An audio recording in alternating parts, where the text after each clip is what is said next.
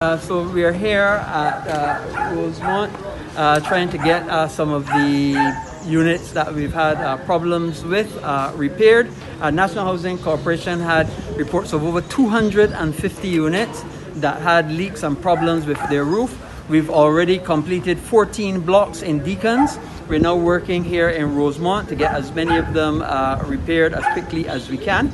And then when I leave here, I then move to a storm repairs committee meeting. That we have 95 houses that were have completely collapsed, and we're prioritizing those and getting those contractors assigned, the sites cleared, and pushing to get as many of these people housed as possible. You'd appreciate that this is a big task that we have to do with over 1,200 reports, 900 houses that have roof problems, and many that are collapsed. And we have to prioritize, and every day, as the general manager is reminding me, every day more and more reports are coming in.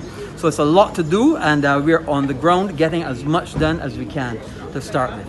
I don't know if the general manager wanted to add anything. Yes, I wanted to add to that the fact that with the materials only, there are quite a few people who have skilled persons living in their communities who can assist and aid them. What I want to do at the National Housing to hasten the process is if you can get that skilled person to do the quantities for the work that has to be done, inclusive of hurricane straps, etc. Make sure you put the full works in it, and you get it off to the National Housing Corporation. I will send out officers to check, to quantify that it is the exact amount, and we will hasten within 48 hours to get that material to you, so you can use that process to get your house back up as quickly as possible. Okay. Are there any questions? Mr. Duguid, yes? Do you think, given some of the damage we would have seen after Elsa, that we need to look at the way in which we build houses and go back to the old gable type roofs? Yes, there's certain merit with the design of the roof. That is a given. A flat roof will never ever be able to be as strong as a gable roof or a hip roof. The four-sided hip is actually the best, because the four-sided hip can resist winds from many directions.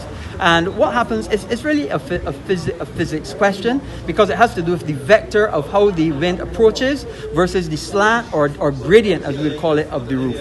So much has to be done, but we can also do a lot of retrofitting. And I'm shortly be coming to the country with a program with hurricane straps. We're going to call it Operation Strap, or Operation Strap It, where we will be offering members of the public hurricane straps to be able to retrofit it to their roofs.